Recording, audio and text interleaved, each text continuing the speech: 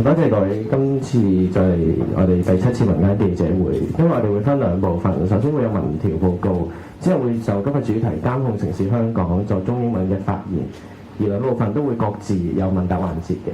我哋再一次感謝基進報導提供手語傳譯員。Thank you very much for attending the 7th Citizen Press Conference today. The conference will be divided into two parts. We will begin with the survey result. Then we will have our Chinese and English speeches for the theme today. We will have Q&A section after each part. We would like to thank Radical HK yet again for sending in their sign language interpreters. 咁開始之前，請發言人同埋台上咁多位起身俾幾影咗相先。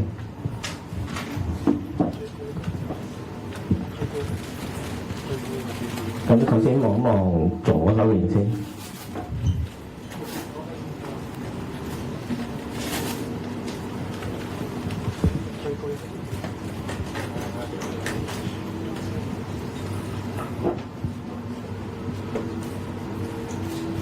係望一望中間。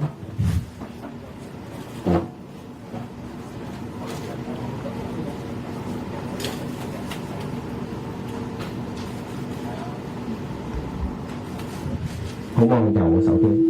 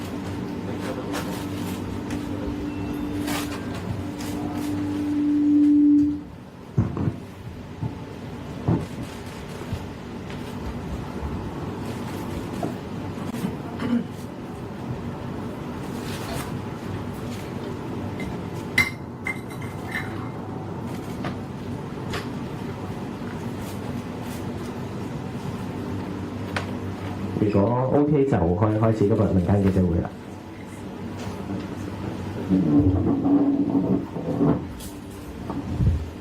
好，首先係民調結果嘅發布，有請民調嘅代表。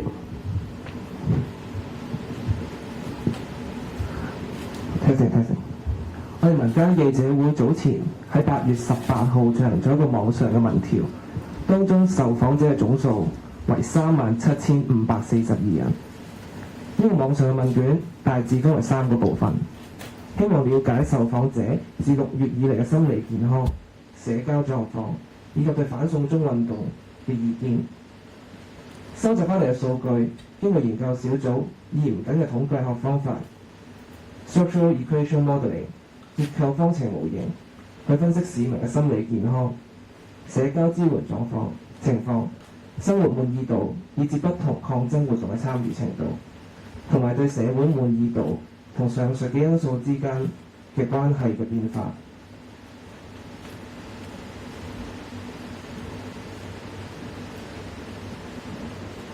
當中我哋呢個民調裏面有86% 係一個擁有大學學位或者以上嘅高學歷人士，而當中近80%佢哋嘅月入係超過12,000蚊，當中40%更加超過25,000蚊。而順帶一提，喺當中喺香港單身人士入息嘅中位數係17,500蚊，所以之前曾經有人提及過，因為貧窮而要走上街嘅言論係以偏概全嘅。當中73%為全職嘅人士，請大家試諗下，喺香港一個咁高工時嘅社會入邊，都有相當數目嘅人士肯放棄自己工作、放工放假嘅休息時間，要走上街頭，足見依家呢個社會對政府係有幾咁不滿。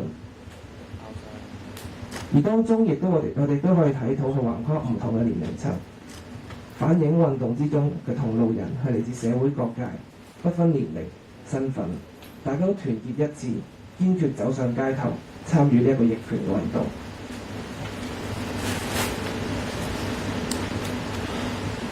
走出嚟嘅香港人，無論選擇企喺較前線嘅位置，定係後排嘅支援，都無可避免受到多次無差別嘅攻擊，包括警方嘅催淚彈、胡椒噴霧，以至黑幫打人。撐警人士嘅挑釁亦都有，唔同路人可以話係無一幸免。早前喺元朗、沙田、黃大仙、西環、深水埗、葵芳等嘅地方，警方都以放題式發放催淚彈，呢個影響係十分之大嘅。佢哋影響嘅唔單止係前線或者係後排嘅抗爭者，當中大家可以知道喺元朗呢個區域，當中係有老人院，而沙田、黃大仙、深水埗亦都係一個側邊全部都係民居嘅地方，甚至乎佢哋喺葵芳嘅港鐵站入邊，亦都施放催淚彈，所以街坊同埋平民亦都受到催淚毒氣嘅波及。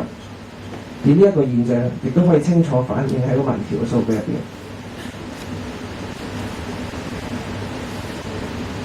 講到催淚彈，單喺今年8月5號，全港各區發放嘅催淚彈已經超過800枚，一日之內已經達到喺2014年雨傘運動使用催淚彈數目嘅10倍。雖然大家可能已經覺得對催淚彈見慣不怪，但係並唔代表警方可以每日肆無忌憚咁樣發放催淚彈，呢個嚴重影響到香港市民嘅健康。在此，我哋強烈譴責，希望警方以後每次使用催淚彈嘅時候，都睇清楚使用嘅守則，同埋考慮到你發放催淚彈之後會影響到啲咩人。同時間，我哋亦都了解抗爭者對呢個運動主流概念嘅唔同嘅認知程度。首先，大家可以睇到兄弟爬山，各自努力，仲有不指責、不割席、不篤灰呢兩個 slogan 嘅分數喺5分裏面分別得到4.32分同埋4.59分，係一個相當之高嘅分數。明顯呢個可以指出大家都認同各人唔同方法嘅唔同方式嘅表達訴求，同時亦都唔會指責其他同路人嘅做法。正正係因為大家有相同嘅理念，根本就唔需要一個所謂大台去指揮。每一個抗爭者都清楚知道呢個運動嘅目標，正正就係五大訴求，缺一不可。希望特首林鄭月娥，你唔好再龜縮喺警方後面，直接回應我哋嘅五大訴求。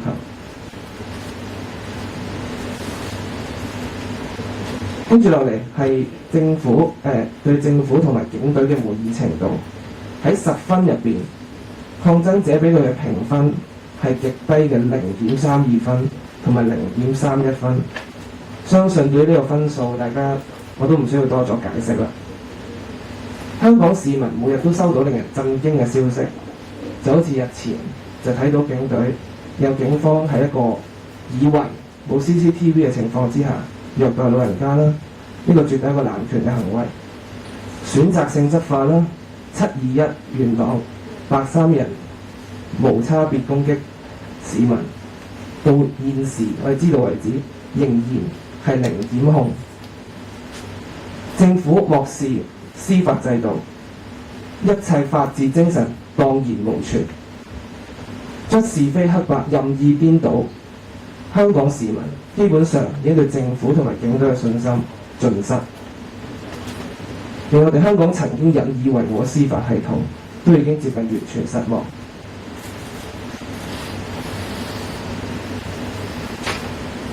喺呢2個月以嚟，香港政府漠視市民嘅聲音，不斷加劇社會嘅撕裂情況。喺受訪者當中，因為政見唔同，曾經同屋企人、朋友爭執嘅比例分別佔7%同埋接近60%。面對社會嘅矛盾撕裂，試問呢個政府有冇真正咁負起個責任，回應市民震耳欲聾嘅訴求呢？當中值得一提嘅係市民同埋警察同埋對其家屬朋友斷絕關係嘅比例，比起家人同朋友相對地高。警隊係咪應該深切反省一下自身嘅濫捕行為呢？警隊係一個團隊，就算當中你一啲警員冇任何嘅濫權行為，你都唔可以獨善其身。希望警隊裏面嘅每一位成員都可以深切咁諗一諗，究竟你哋做緊啲乜嘢？咁相信大家都會有問，香港嘅將來會點啊？大家都好關心呢樣嘢。呢場運動會發展去一個乜嘢嘅地步？縱使呢個分數反映咗市民對運動嘅前景並唔樂觀，但係大家亦都願意繼續自發唔同嘅運動、唔同嘅活動，積極參與。可見市民對呢次運動所帶嚟嘅深遠影響係十分清楚，所以大家亦都願意背水一戰，全力爭取實現五大訴求。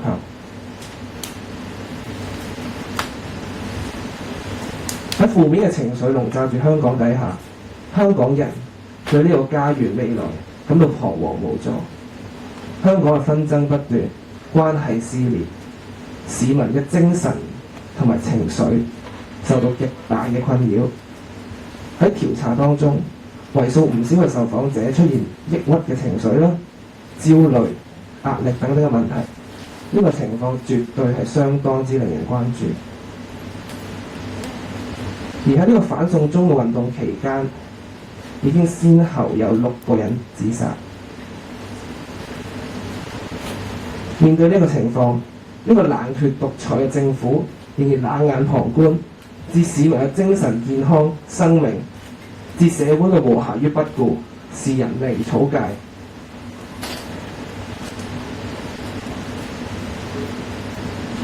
研究結果印證咗唔同數據之間嘅正反關係，清晰預示，假如政府繼續唔回應我哋嘅訴求，積聚民憤，市民嘅精神壓力只會更加之大，對生活嘅滿意度更加係漸趨低位。而唯一可以解決到社會撕裂、市民情緒嘅，只有現今呢個政府，只有林鄭月娥出嚟同我哋回應對話，唔係回應我哋嘅訴求，先至可以解決到呢個問題。一切問題歸根到底都係由香港政府一手造成。林鄭月娥同埋佢哋嘅管治班子一再咁逃避問題、冷處理，完全漠視咗對港人造成嘅嚴重後果，只會引發更加嚴重嘅社會問題。請問林鄭月娥同埋佢嘅班子呢個後果，你真係承擔得起咩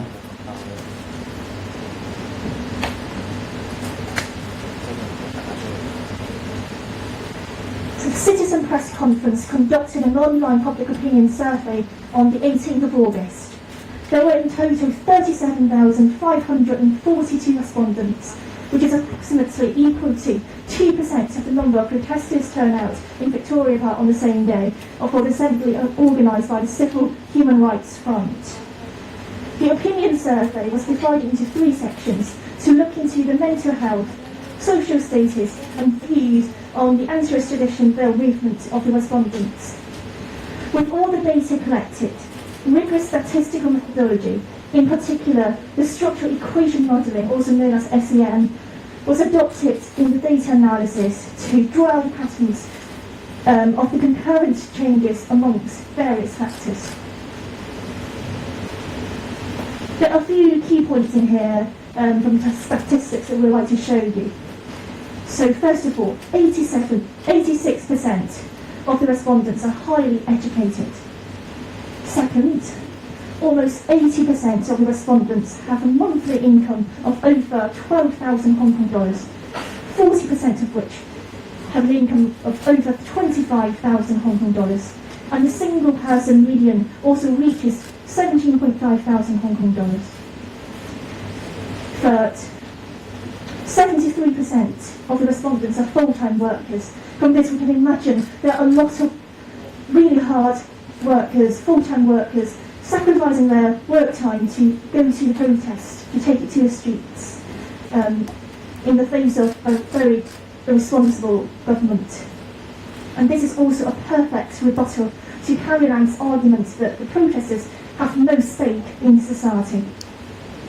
Fourth, the age of the protesters are spread across all age groups. This shows that protesters come from all walks of life, regardless of their age or social status. They all march as one, united and determined in this civil disobedience movement in Hong Kong. The participants in this protest were inevitably subject to this indiscriminate assault, no matter whether they were frontliners or pacifists who give support at the back.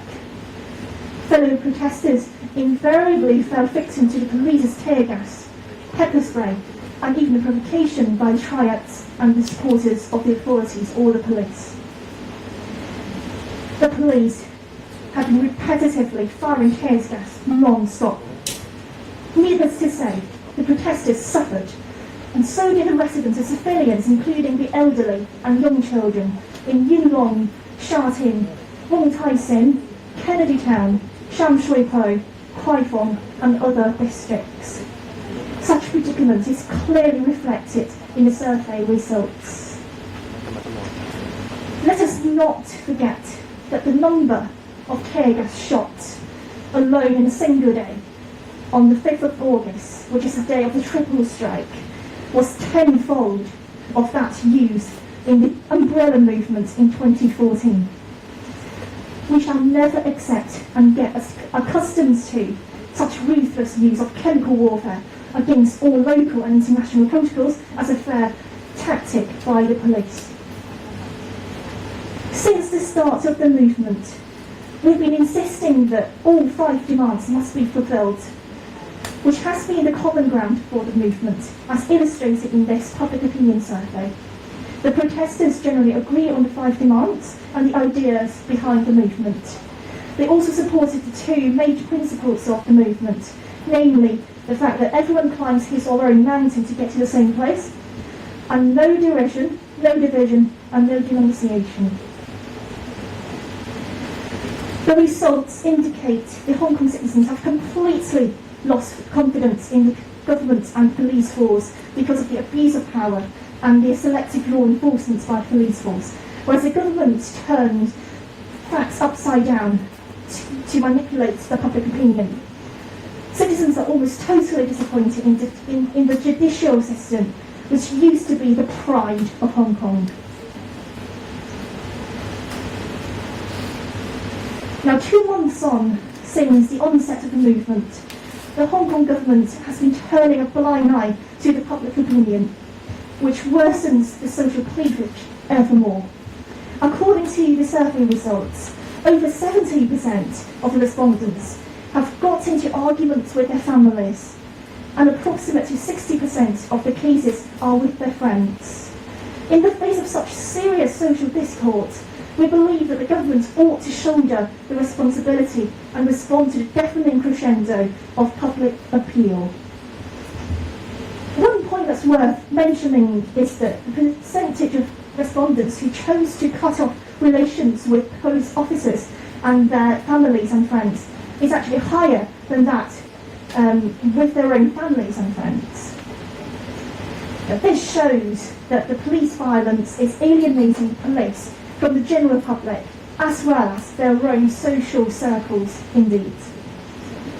Although the protesters are not entirely optimistic about the future of Hong Kong, they remain active and committed to the movement nonetheless. We can foresee the pessimistic consequences of the movement, and yet they are resolved to fight till the end for the fulfilment of all 5 demands. Negative sentiments have been enshrouding Hong Kong. Ceaseless conflict and relationship breakdowns generates mental and emotional disturbance to many citizens.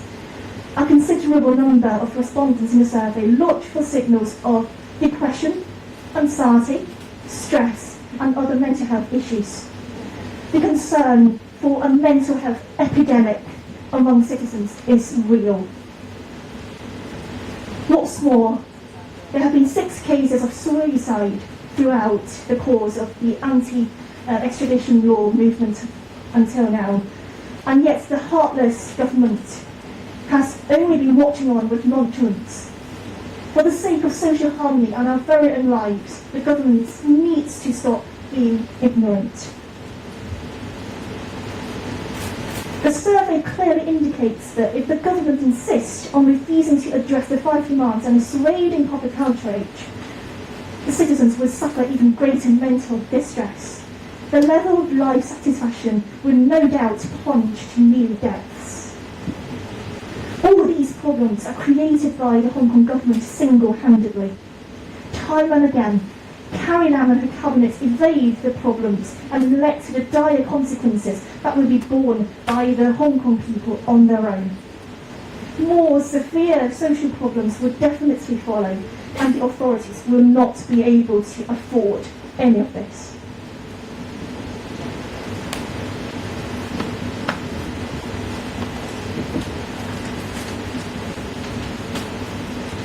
咁 Q&A 而家就到民調報告嘅 Q&A section， 如果有問題可以舉手。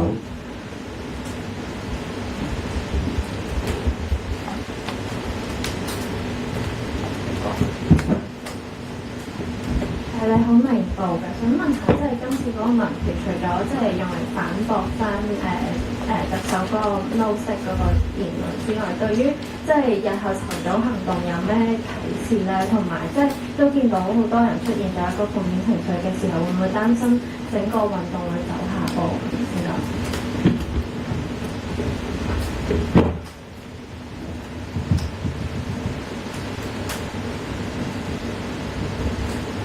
其實呢個問題就係講緊我哋呢一次嘅運動，講緊係依家林鄭話呢個政府啦，佢做嘅嘢係直接影響到我哋依家出嚟抗爭者、示威者嘅情緒。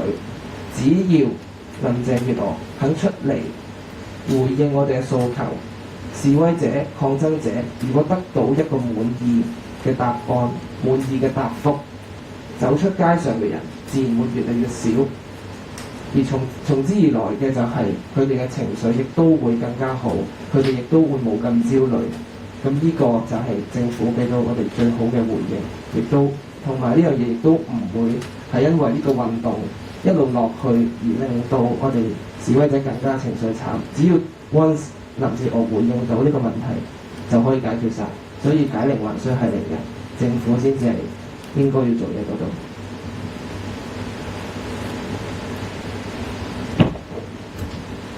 仲有冇記者想提問？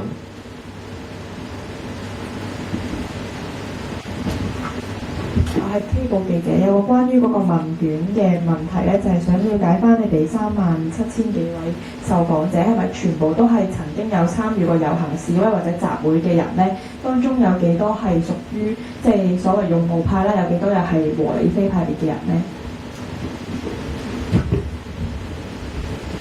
咁你再轉張 slide 俾我。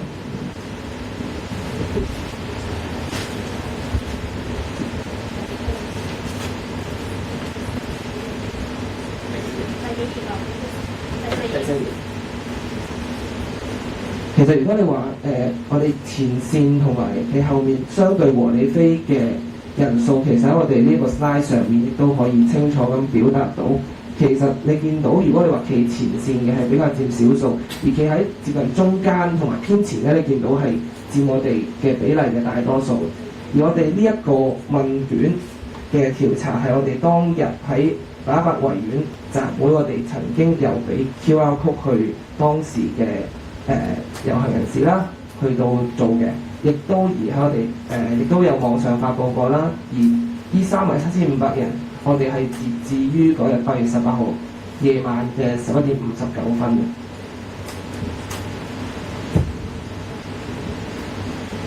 有冇記者想提問？如果冇就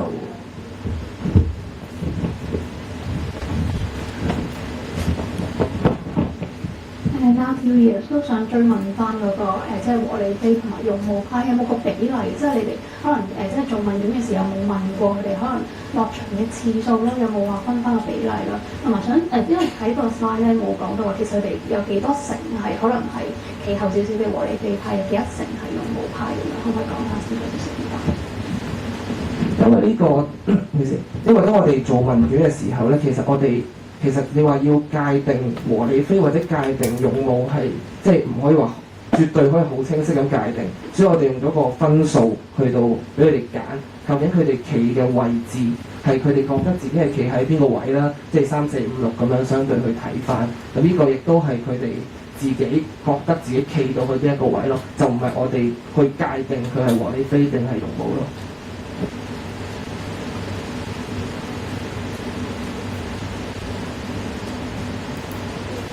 記者，有冇記者？你好，我係立場新聞記者。想問係因為見到咧對前景樂觀嘅指數，分別係對反送中運動啦，以及係對香港整體前景，其實都係唔係好高分嘅。你哋對於呢個結果係咪預料之內咧？同埋亦都係你哋會唔會繼續去深入分析呢啲原因，或者你哋民間記者會呢邊會唔會有一啲進一步去講下呢個情況啊？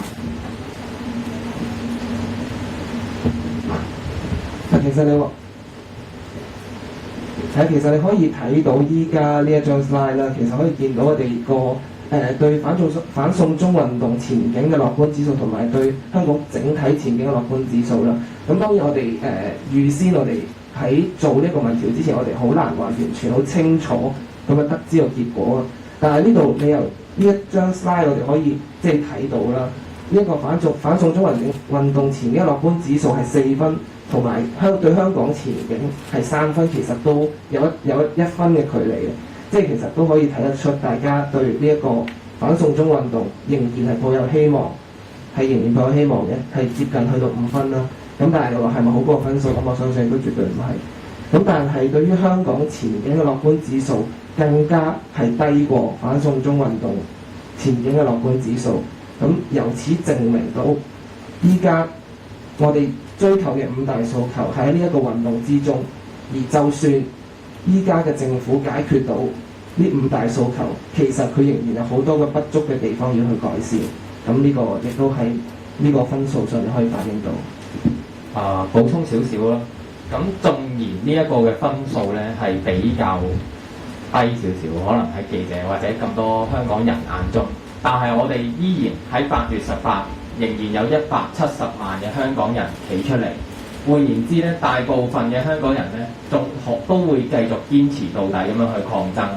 唯獨咧係需要林鄭政府出嚟去到回應市民嘅訴求，先至可以解決到當前嘅困局。因為我哋都睇到咧，香港人佢哋堅持抗爭嘅心咧係好明確嘅，由6月9去到8月18，亦都係唔會去停止抗爭同埋屈服。唔該。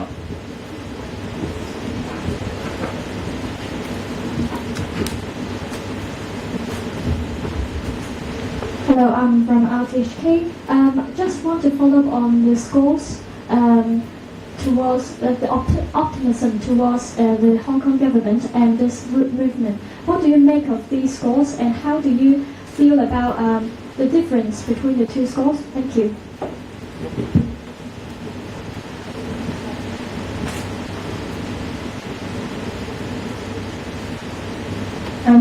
Thank you for your question. I was just wondering whether I could ask for clarification whether you mean the two scores between before and after, or was it between the prospect for the movement and also prospect for Hong Kong? Could you please clarify a little bit more, please? I meant, do you have reasons behind the score? Did the respondents say why are they not feeling too optimistic about the movement or about the prospects of Hong Kong? And can you compare the two scores, the 4.33 and the 309? Thank you. Okay, thank you very much. So first of all, personally I can make of the almost 1 point difference between the optimism level for the movement and also Hong Kong's general outlook would really because that people see in the movement as the means to get to a better outlook for Hong Kong. So that's why maybe the score for the movement is higher than that for the Hong Kong's general outlook. In terms of the reasons behind the results, I've personally done research, done the survey as well personally, but I can't remember. There was a session for anyone to fill in terms of any elaborations on their reasons. But I think other questions might have sort of covered for these various factors behind the scores. So I think the research team will be able to help with that. And actually for this one, for the 4.33 points, and you see from the movement from June to now on, you can see that our government just stay behind the police, and they never to answer what we want. So I think for this one, that's why the relative the points is not a high points, not high. So it's only 4 points. It maybe in July or maybe in June, I don't know, but maybe they will be high. The points will be higher. Yes. Okay. 咁我哋而家就落下一個環節，就係講關於今日主題監控城市香港。係，有請中文發言嘅。是咪？各位記者朋友你好，近日警方一再濫發反對通知書，將公民發聲權利侵蝕殆盡，而將軍澳斬人案、北區醫院浩刑案、全線港鐵閉路直達警方，揭發出原來721元朗恐襲警方係完全知情，但袖手旁觀嘅真相等等，令到警方縱容黑勢力濫權、濫用私刑嘅工作模式無所遁形。喺香港人權法案條例底下，警方嘅行為已經係屬於酷刑，嚴重違反人權。究竟香港社會係咪已經進入咗無政府狀態？警方係咪已經以軍政府身份濫權自居、隻手遮天呢？種種踐踏人權、破壞公民社會嘅事，只係冰山一角。2個月以嚟發生咁多違反人權嘅事，反映政府踐踏人權嘅手段可能比我哋想象中更骯髒。以下落嚟交俾監控燈柱組嘅代表。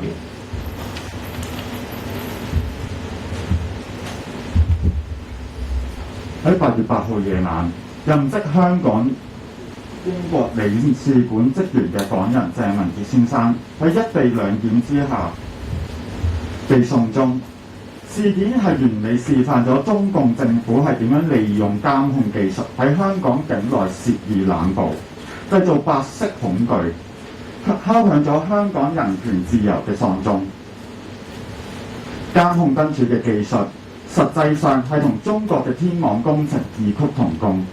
好多市民都會懷疑政府會唔會係利用呢個計劃係同中國嘅社會信用評分體系銜接，甚至再進一步係要複製新疆維吾爾族人嘅集中營，喺大灣區建立一個香港人嘅實在教育營。喺今年6月，觀塘、九龍灣、啟德發展區、尖沙咀、中環、金鐘、灣仔、銅鑼灣一帶地方係將會安裝近400支監控鏡頭，監控燈柱，5200個鏡頭，計劃會耗資納稅人2億7千萬嘅公帑。然而，呢個係會避開咗立法會嘅表決，亦都冇進行過任何諮詢。喺每支燈柱裏面，入邊係會共有13個鏡頭。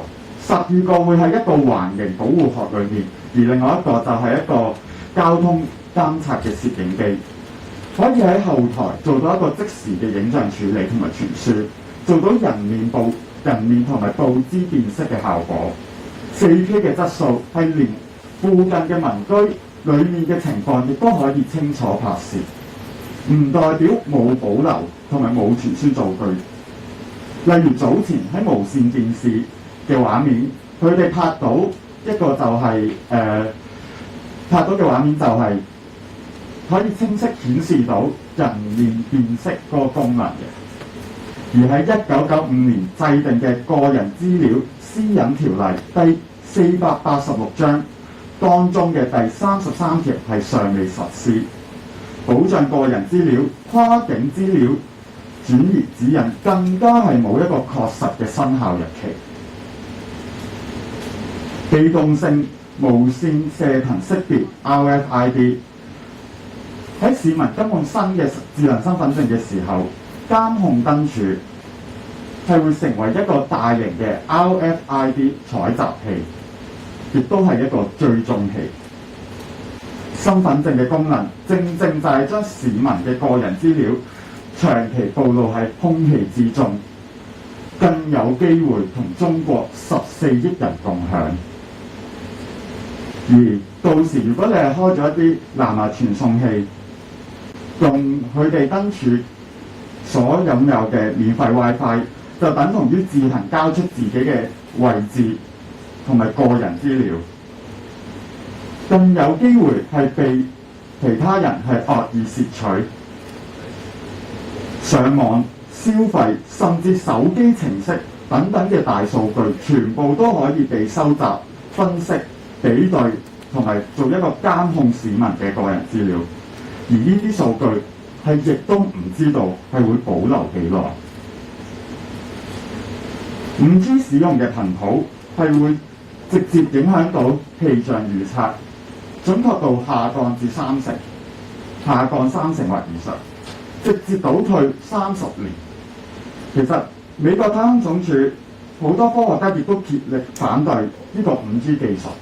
但係政府盲撐華為推 5G 技術，可見及此燈柱嘅目的亦都唔係完全為咗呢個氣象預測。再者 5G 基站本應係幾百米先有一個，但係而家燈柱佢哋嘅安裝密度係幾十米就會有一個，反而符合咗 RFID 定位所需要嘅距離。根本呢啲就係為咗監控而無所不用其極。跟住落嚟講一講有關沙田第一城嘅例子。10大藍籌屋苑之一沙田第一城，近日爆出作為新民黨區議員嘅業委會主席喺10月主動提出希望更換智能保安，而喺12月承辦商就提及有相關嘅系統。更大肆讚揚人臉識別系統喺多個國家，包括中國內地已經使用多年。我哋有理由相信，沙田第一城極有可能係屬於人面識別系統引入香港嘅第一個事件。呢一個亦都係香港個人私隱不保嘅一個警號。我哋監控燈柱關注組嚴正要求香港政府：一、公開交代整個智慧城市規劃同粵港澳大灣區建設3年行動計劃嘅內容；二、公開所有技術文件以及收集到嘅所有資料同數據；三、停止安裝同埋拆除所有已安裝嘅智慧燈柱；四、公開各政府部門數據閲覽權同埋使用權，釐清警方佢哋查閲數據嘅界限；五、採取立法同埋行政措施，確保市民個人私隱同資訊安全，保障人權；六、立即回應5大訴求。另外補充一下，喺嚟緊8月24日，將會喺一個觀塘舉行一個燃點香港全民覺醒嘅遊行，主要都係會針對翻5大訴求同埋一個監控燈柱。而呢一個遊行係已經係獲取咗不反對通知書，係獲取咗不反對通知書，希望各位市民踴躍參與。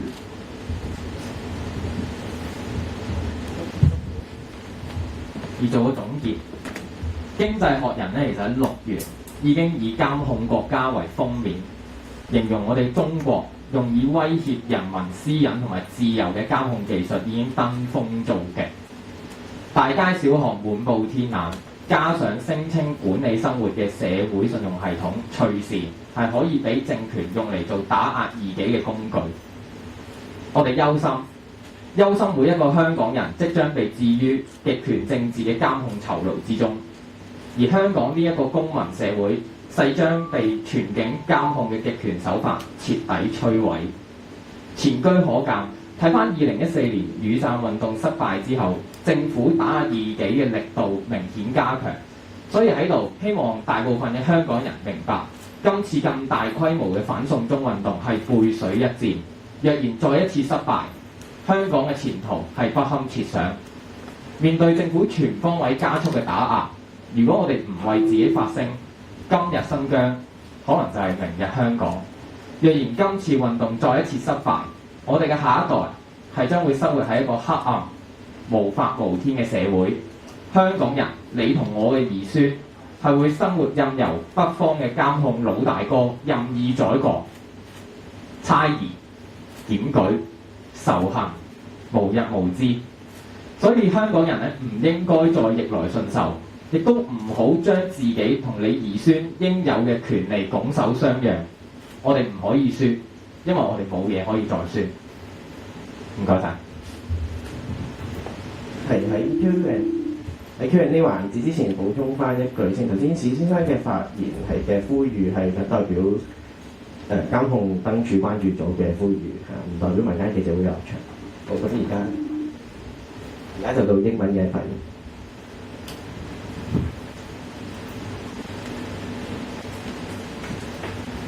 Again and again, the government and police issued letters of objection at whim, eroding civil liberties and eliminating the right of the people to speak. Last week, the incidents of the police indoors violence took place in quick succession. The knife attack in Chong Kwano, the torture on the 62-year-old man at North District Hospital, the police's furtive attempts to take mugshots of journalists, as well as the mob assault on civilians in Bin Long, which was clearly captured in the CCTVs at the NTR station. These incidents reveal that the police condone and collude with the triads. According to the Hong Kong Bill of Rights, these behaviours of police constitute torture and infringement of human rights.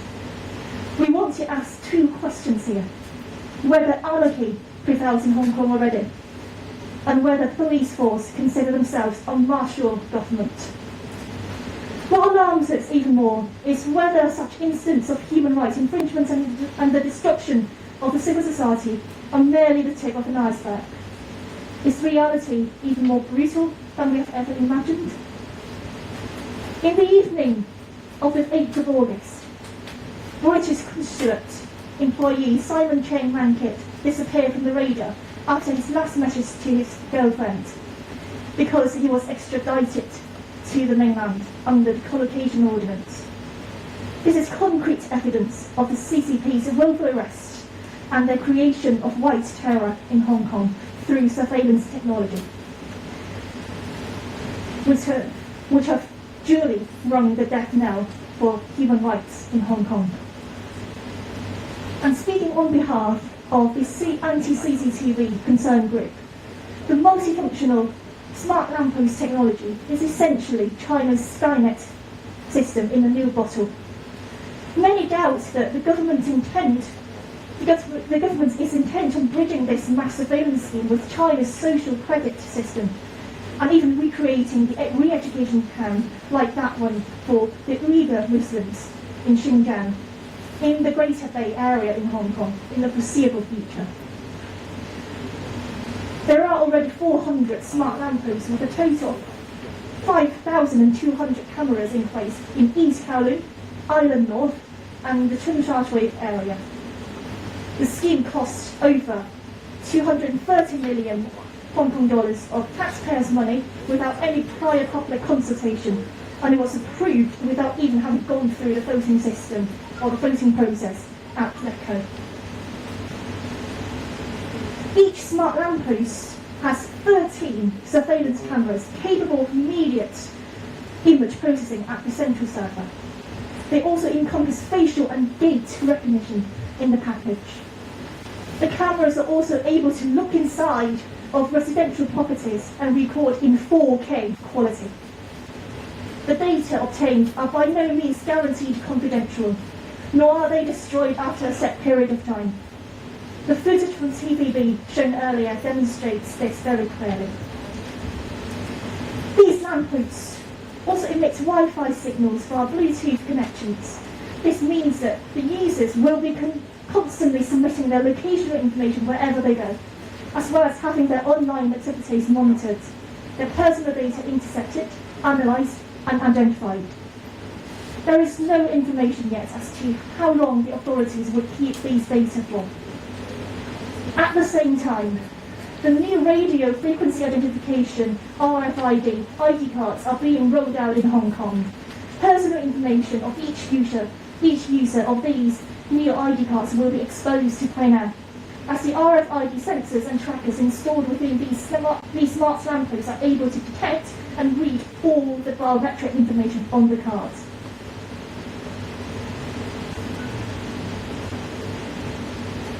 The 5G frequency spectrum used will also affect meteorological data collection and forecast and decrease its accuracy by 30%, which translates into a devolution of the technology by 30 years. Now, 5G has been strongly discouraged by NASA scientists and technicians. These smart lampposts are an apparent part of the government's obtrusive agenda to implement Huawei's 5G technology across Hong Kong, and very likely not for meteorological monitoring. Also, a 5G emitter is needed only every few hundred meters, but the smart lampposts are spaced at intervals of only a few tens of meters to cater for the required distance between the RFID coordinates. This shows how the government would go any lengths to exert their control over their people. Article 33 within the Personal Data Privacy Ordinance, Chapter 486, which prohibits the transfer of personal data to places outside of Hong Kong except in specified circumstances, has actually not been implemented. Moreover, the commencement date for the guidance on personal data protection in cross-border data transfer has not even been set. On top of all these, there are also some reasons to worry that City One Sha Tin might become a prime example of this invasion of individual privacy very soon. This is based on the fact that the chairperson of the Residence Committee of the estate, who is in the meantime a local councillor from the pro-Beijing New People's Party, asserted the need to upgrade the security system across the estate last October. The contractors for the system duly boasted in December that the facial recognition property within this new system has been adopted for many years in the mainland and around the globe. As one of the primary blue chips private residential estates, Sichuan Shatin might believably fall victim to the government's plan for it to be the first testing point of the facial recognition system. And thus, the anti-CCTV concern group strongly demands the Hong Kong government to, firstly, open up to the public about their smart city development project and their 3-year Greater Bay Area Action Plan in full detail. Second, disclose to the public all technical documents and information and data collected for these schemes. Third, clarify the limits to which police are authorised to access these data and the governmental department's right to read and utilise these data on administrative grounds. Fourth, halt the smart lamppost pilot scheme completely and uninstall any existing smart lampposts. Fifth, ensure the safety and protection of personal data and privacy as thus basic human rights through legislation. And lastly, answer the 5 demands immediately. Finally, the group would also like to remind the audience that there will be a demonstration happening on the 24th of August in Kwun Tong under the theme of Civil Awakening, which focuses on concerns over mass surveillance and the smart lampposts. And to conclude this session, we would like to reiterate that this is a basic human right to be free from being watched, especially in a civil society like Hong Kong, where the people here are extremely high-quality citizens. The Economist themed their June issue, the surveillance state, signifying that the state-controlled technology is being perfected in China and is a threat to the West and anyone who embraces civil liberties. The eyes of the Big Brother planted in every corner of the surroundings, as well as the social credit system which has been advertised by the authorities to help people manage their lives better, are obvious tools for punishing citizens who go against the government. We are worried that this cage of a 1984-style regime and the fate to have our every move being monitored would befall every Hong Konger. What we are resisting today has already gone beyond the initial extradition bill, for the bill encapsulates within it a future of totalitarian control over Hong Kong by China. We are worried that Hong Kong would be made into another Xinjiang, with everyone who has ever taken part in this resistance movement today thrown into re-education camps. A dystopian future awaits if we don't voice up against it today. Our children would live in injustice evermore and be put at the mercy of communist China evermore and be slashed by conspiracy and hatred evermore. This is why we must not lose this battle. This is why the people of Hong Kong will persist. 咁而家就到 Q&A 環節，有問題嘅記者可以舉手。你哋好啊，我係東方日報記者。我想問一問咧，即係其實近日都好多越嚟越多即係唔同嘅網上流傳都話，即係翻大陸嘅時候會被即係行政拘留啦、無故地，或者可能都有一啲即係搜身啊，或者係黑你對待嘅行為。想問下，其實你哋覺得同呢個監控係有冇關係咧？因為有啲人聲稱自己參加咗和平示威，但依然都係遭受到呢個扣留嘅情況。同埋你哋有冇收集到一啲即係一啲類似嘅個？好，唔該東方嘅問題。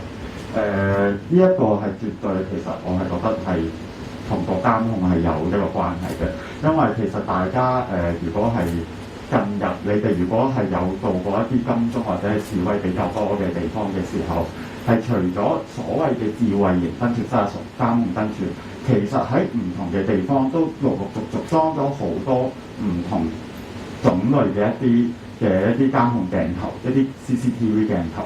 有啲品牌係直情係可能同新疆教育營佢哋係同一個品牌嚟嘅。咁佢哋呢啲鏡頭都可以做到一個4K 高清拍攝啦，同埋資料即時傳輸嘅一啲功能嘅。咁喺入邊我哋都可以睇到，其實我哋有組員同我哋係親身咁樣分享過，佢哋係睇到拎到佢個相俾翻佢，呢個係咪你？點解你會出現喺呢啲咁嘅地方？咁呢啲都係鏡頭即係所提供俾佢哋中共佢哋嘅一啲資料嚟嘅。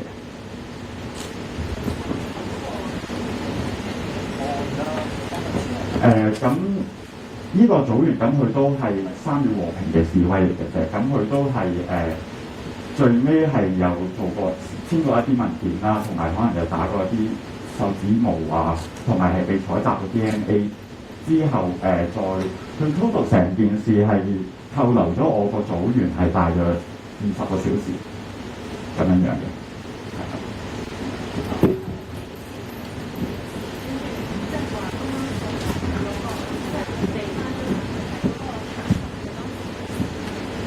其實嗰個場合佢都係呢件事係大約發生喺上個星期尾嘅，大約星期5、6咁樣嘅。咁呢個組員只係因為要翻去內地處理一啲事務，咁佢過關嘅時候，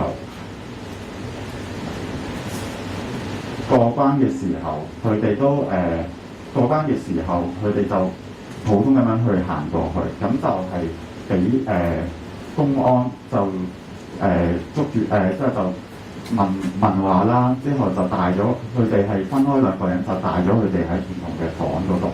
咁就其中一個係我嘅組員，咁佢就先搜佢手機嘅，手機搜唔到嘢之後咧，咁就再有個資料就個公安就拎個張相出嚟，就係佢去和平示威嘅一啲服飾同埋樣貌嘅照片出嚟，咁樣就開始問佢話，咁就途中中間點解會做咗20個鐘頭，搞咗20個鐘咁耐咧？我亦都冇太問呢個詳細。咁樣嘅，但係佢最尾係第一收集呢一個 DNA 啦，有打個手指模啦，亦都係簽署過一啲文件嘅。咁呢一啲資料其實我哋都覺得係香港政府佢哋都係會已經，因為啲鏡頭係會拎 up 到去香港呢個警總嗰度嘅。咁喺地鐵嗰度其實大家同都知啦，地鐵鏡頭佢哋全部都可以拎 up 到去警總嗰度嘅。咁入邊有好多，我相信。點解佢哋會可以咁快 confirm 到香港市民邊啲人係去咗和平示威咧？咁我相信香港政府其實都有出賣港人。各位記者朋友好。咁啱啱監控燈柱組嘅組員發生呢一件事咧，其實喺網上面我哋大家都係可以見到，真係3兩日就有1兩單，甚至乎英國領事館嘅職員到而家，我哋都仲未可以知道佢確實嘅位置。而呢一件事所反映嘅重點係點解公安可以擁有嗰一張監控燈柱嘅相呢？其實唯一合理嘅解釋就係本身警方或者係香港嘅政府將呢一啲嘅資料傳送翻去內地。如果唔係公安，佢哋係冇可能獲得到呢一啲嘅照片，用以去行政拘留，甚或乎係用一啲嘅理由拘捕一啲翻內地嘅香港人。所以喺呢度睇得出，監控燈柱一旦落實之後，其實後果係會更加嚴重。而家只係一啲喺遊行集會，一啲市民和平咁表達佢哋嘅訴求，彰顯佢哋嘅言論自由，都遭到咁大嘅打壓嘅時候，未來到底香港人會面對一個點樣嘅政府呢？係不堪設想。唔該。戴口罩定係即係成個樣咩人影晒都可以認到係佢。咁個組員其實都係照翻一般慣例咁樣搭車嘅時候就冇戴口罩，咁就喺段路嘅時候都有戴晒口罩嘅。咁以我所知咧，我個組員就係一入到地鐵就唞氣就除口罩啦。咁就我相信就係地鐵可能入邊有啲廳，佢都會影到佢個樣啦。甚至其實而家有好多生物特徵，其實單靠耳仔或者單靠身體某一個部位，甚至步姿，佢都可以辨識到我哋嘅個人身份㗎啦。係啦。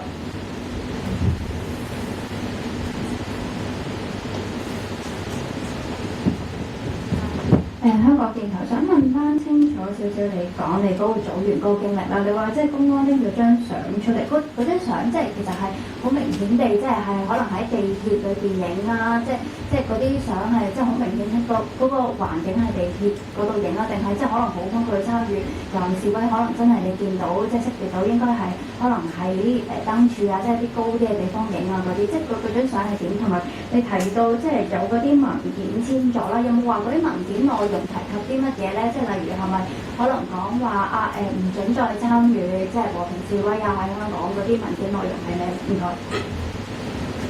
首先我答你第一個問題先啦，相嗰方面咧，咁就背景我就係冇問清楚嘅，咁就但係佢係好清晰係睇到相，佢個五官係除咗口罩，成個五官係睇到嘅。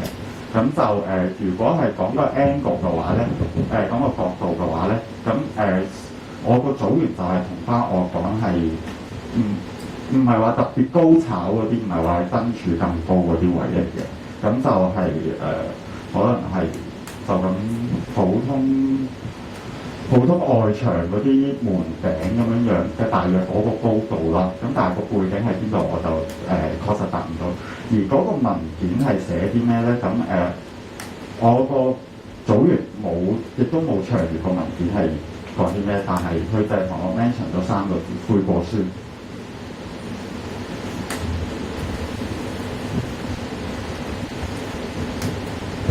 有個問題我一步想問翻咧，你嗰個組員過關嘅時候有冇話特別着咗黑色衫或者其他情況咁樣啦？咁同埋第二樣嘢想問翻就係咧，其實講翻監控燈柱，其實喺7月中嘅時候咧，政府曾經就澄清過，就話佢個鏡頭咧係冇人面識別嘅功能嘅，咁同埋入邊嗰個系統咧，嗰啲資料咧會即時 delete 啦，咁就唔會 send 去或者警務處等等嘅即係系統，佢有呢個講法啦。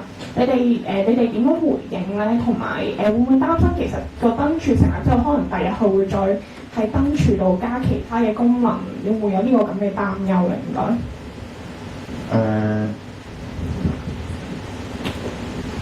呢一個點解我哋會覺得係有呢一個人面識別功能？主要係因為我哋係可以發現到佢入邊呢啲政府所簽訂合約嘅一啲承建商，佢哋所用嘅一啲燈柱camera 一啲鏡頭，佢嘅牌子係同呢一個新疆再教育營嘅牌子一樣嘅，甚至型號都係一樣，更加係有啲更加先進。如果係上網睇到資料再揾翻嘅話，係完全都可以做到一啲超高清同埋即時傳輸嘅效果嘅。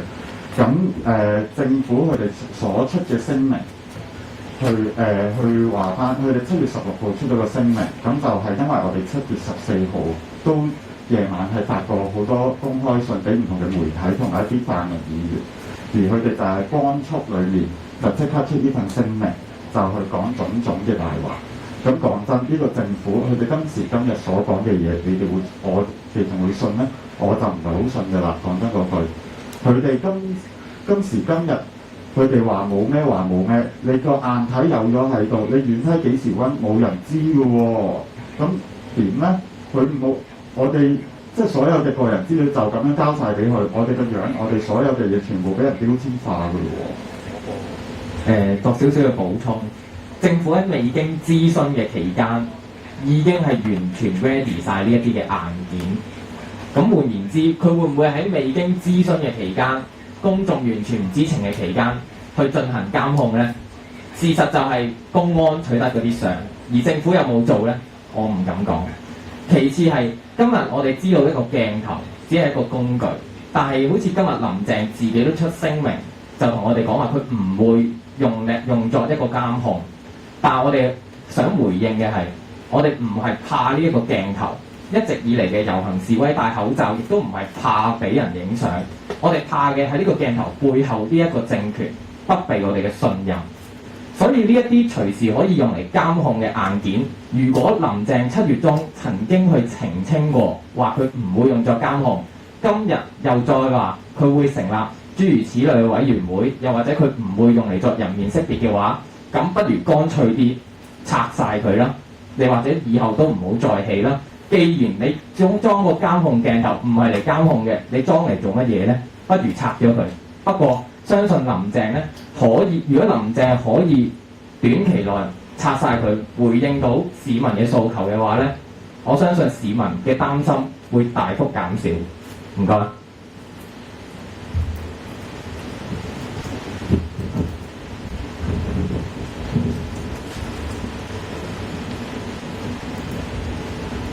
Hello, I'm from RTHK. Just now you said in Chinese that one of your group members was detained in administrative detention. And do you believe this has to do with the surveillance system? Could you tell us a bit more in English? And also, just now you mentioned you don't believe the government statement saying that they will not use the cameras to monitor the people.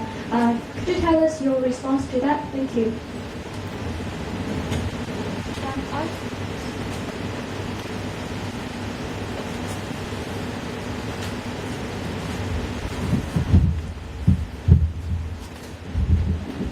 Thank you very much for your question. So I'm not part of their group right here, so would it be okay if I invite them to maybe give a response in Chinese and I will translate it afterwards?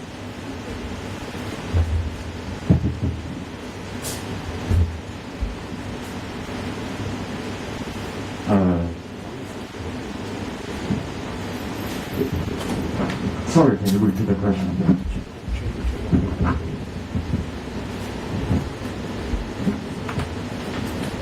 Just now you said in Chinese that one of your group members was detained in administrative detention when he or she crossed the border to go back to mainland. Do you believe this has to do with the surveillance system in Hong Kong? Could you tell us a bit more about his or her situation? And this is my first question. And the second question is that you said you don't believe the government statement that they will not use the cameras to monitor the people. Could you tell us how do you respond to the statement? Thank you. 第一個問題啦，我個組員嘅情況咧，喺當時嘅時候咧，公安曾經喺佢手機上面裝咗兩個唔同嘅 APP， 咁我嘅組員佢都係即時已經刪除咗，亦都返到香港就即刻等手機換電話號碼咁樣㗎啦。但係佢而家當然佢人身係安全嘅，但係我哋都會有個疑慮，我哋會唔會係所謂嘅 on list 變咗一個黑名單咧？呢個就係我哋嘅疑慮。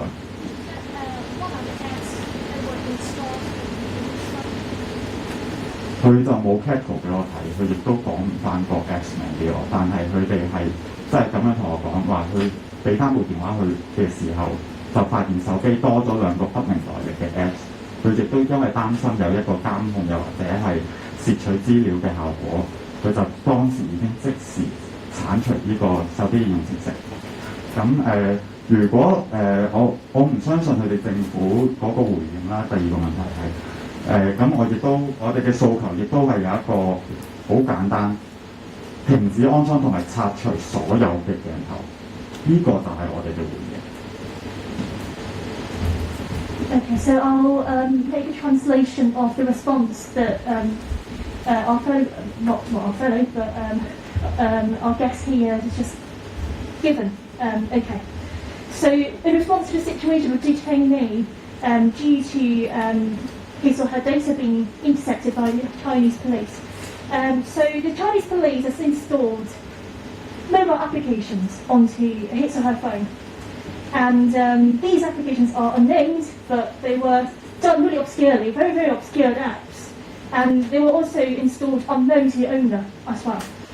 And the owner deleted these applications upon realisation immediately, of course. And after he's gone back to Hong Kong, he also threw away his phone or her phone and changed his or her number as well.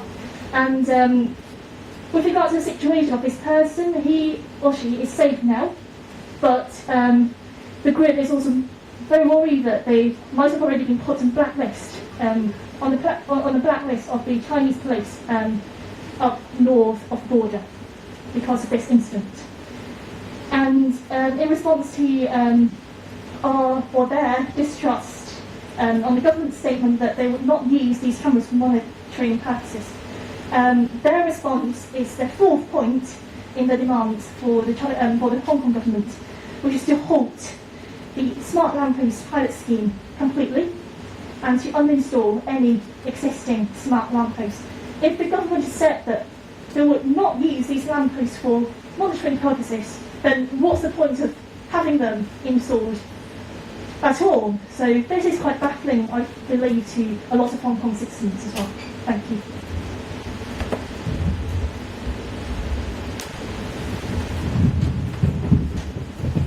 補充翻少少嘅，除咗呢一個智慧型燈柱之外，同埋一啲你會好明顯見到有個 camera 嘅一啲柱之外，其實喺有啲所謂嘅燈柱，佢冇標明自己有一個 CCTV 作用，但係佢個燈罩下面係有 camera 嘅。咁銅鑼灣嗰邊都有好多。咁呢一啲燈柱全部都係望向大街 ，camera 對向大街。咁佢哋嘅作用係啲乜嘢嘢咧？和理非即係所謂嘅和理非示威人士，咁佢哋會唔會都會有一個被label、被標籤嘅一個危險咧？咁我哋係咪真係開始真係要關注下，同埋注意翻呢一個監控喺香港嘅情況係已經係越嚟越嚴重啦？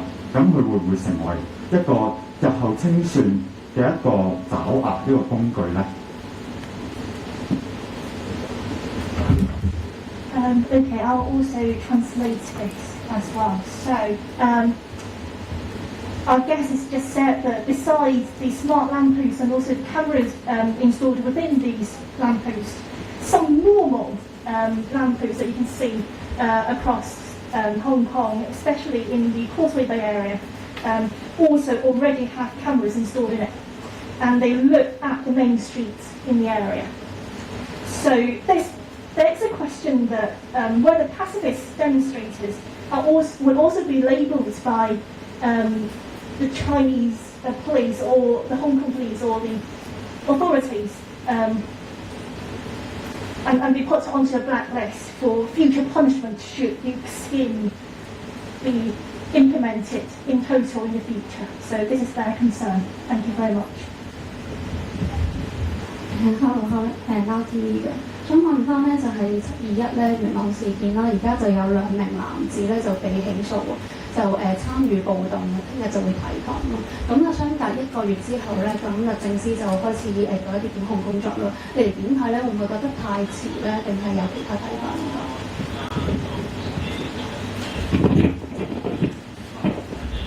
是咪？首先多謝你提問啦。我重複翻一次嘅問題係問721嘅元朗恐襲事件，佢而家係有2名人士係被起訴暴動嘅，係好明顯當日721個情況咧，大家喺直播或者睇新聞咧係睇得好清楚。呢啲人士嚟自於邊度，手持住啲乜嘢武器，大家都睇得好清楚。但係警方咧公然講大話，同我哋講佢乜都見唔到，所以嚟到事隔1個月，先至有2名嘅人士被起訴暴動咧，係相信一定係警方嘅失職。當日警方遲咗39分鐘，今日佢遲咗1個月，佢先至將本來犯咗法嘅人繩之於法。而大家唔好忘記，當日受傷嘅人數、受傷嘅平民係上百人。到底係咪淨係得呢2個人參與在內咧？好肯定唔係。咁所以到底警方佢係咪刻意去拖延成件事件嘅進度咧？大家公眾係需要反思。而其次係，如果大家都見到警方佢哋嘅執法係刻意咁拖延之後，保障唔到香港嘅市民嘅話，其實佢哋已經冇咗一個我哋亦都唔能夠好難再信任警方，好難再走出現時嘅困局。唔該。係，有冇記者想提問？咁如果冇，我哋今日記者會就喺度完結啦。多謝各位。